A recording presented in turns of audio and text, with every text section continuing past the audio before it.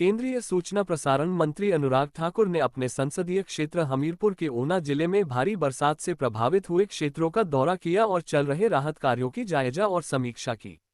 इस दौरान केंद्रीय मंत्री ने मीडिया के सवालों का उत्तर देते हुए हिमाचल के मुख्यमंत्री सुखविंदर सुक्खू द्वारा केंद्रीय सहायता नहीं मिलने के बयान पर पलटवार किया।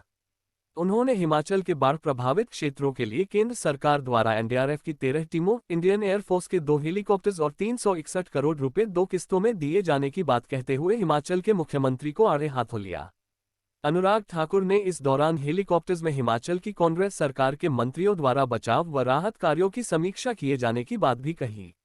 उन्होंने इसके अतिरिक्त अन्य केंद्रीय वित्तीय सहायता के लिए हिमाचल सरकार द्वारा रिपोर्ट के बाद केंद्रीय टीम के सर्वेक्षण किए जाने की बात कही और उसके बाद उस सर्वेक्षण रिपोर्ट के आधार पर ही केंद्रीय वित्तीय सहायता दिए जाने का दावा किया। केंद्रीय मंत्री ने पंजाब के मुख्यमंत्री भगवंत मान द्वारा हिमाचल से आए पानी को रोकने वाले बयान पर पलटवार करते हुए आम आदमी पार्टी के नेताओं को अपनी कमियों का ठीकरा दूसरों पर फोड़े जाने की आदत की बात कही।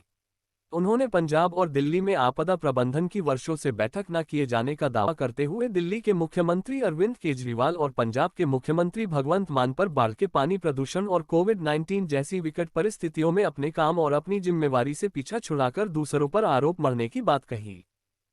किया गया है, क्या कहना चाहेंगे जो आपदा इस बार हिमाचल में, जिसको कभी रिवर्स ऑफ सॉरो कहा गया था, बड़े बाढ़ के कारण जहां करोड़ों रुपए का नुकसान हुआ, पुल बह गए थे 1988 में।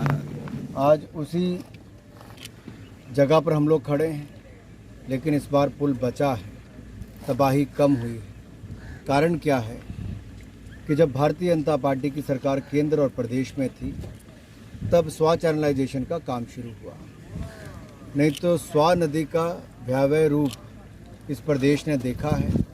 ये नदी यहाँ से कई किलोमीटर उस तरफ और कई किलोमीटर इस तरफ तक फैलती थी जब बारिश होती थी, बाढ़ आती थी। लेकिन चैनलाइजेशन का काम जो भारतीय जनता पार्टी ने शुरुआत की और भारतीय जनता पार्टी के सरकारों के समय इसको खूब पैसा भी मिला। एक सोच ऐसी थी कि इलाके को बचाना है, जानें भी बची, ज़मीन भी बची और उसके दाम भी बढ़े। लेकिन इस बार अगर देखा जाए तो कुछ नुकसान तो ज़रूर हुआ है, लेकिन बहुत बड़े नुकसान से बचे भी हैं। सर, आप कह रहे हैं कि केंद्र ने मदद की है हिमाचल की और चीफ मिनिस्टर कह रहे हैं कि हमें कोई पैसा नहीं आया। आखिर पैसा गया कहाँ? मुझे लगता है एक तरफ ये कह देना कि मदद नहीं हुई, तो पहली बात मैं कहूँगा एनडीआरएफ की 13 टुकड़ियाँ हिमाचल प्रदेश में लगी, जिसने सैकड़ों लोगों की जान बचाई। आईएएफ के 2 हेलीकॉप्टर लगे, जिसमें लोगों की जानें तो बचाई ही गई। बहुत सारे नेता ऐसे हैं जो उसी में प्रवास करते भी दिखे, चाहे मंत्री हों या बाकी हों, जो मदद करने के लिए थे कि लोगों की जान बचाई जाए। हमने पहले भी प्रयास किया, अब भी करते हैं। ना हम राजनीति इस विषय पे करना चाहते हैं। दूसरा, 180 करोड़ की किश्त पहली, 181 करोड़ की किश्त दूसरी।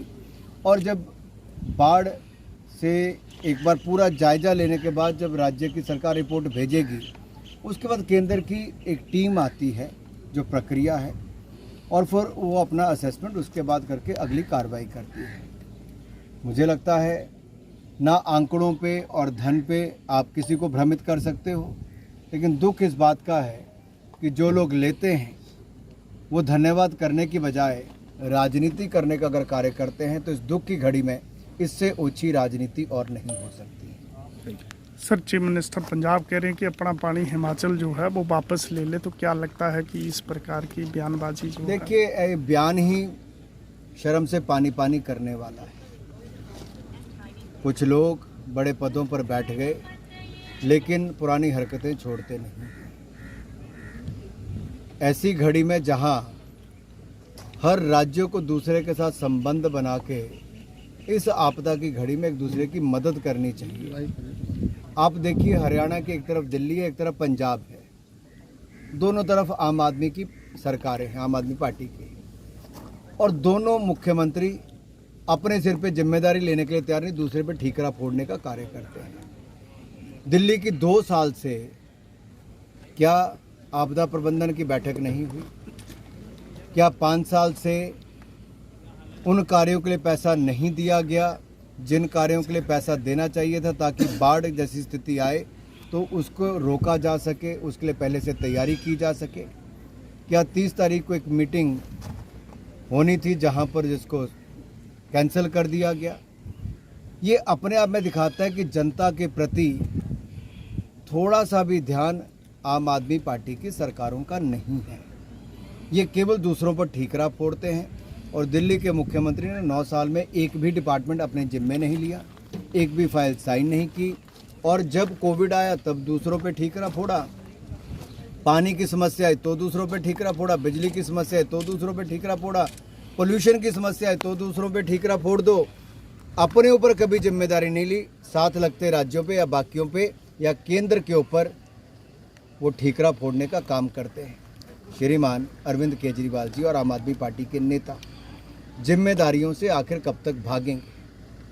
देश की राजधानी को डुबो दिया है इन लोगों ने। देश की राजधानी का सैकड़ों करोड़ रुपए का नुकसान किया है, जान का, माल का, और देश की राजधानी की छवि पूरी दुनिया भर में खराब करने का काम आम आदमी पार्टी की सरकार के कारण हुआ। हर दिन कुछ खास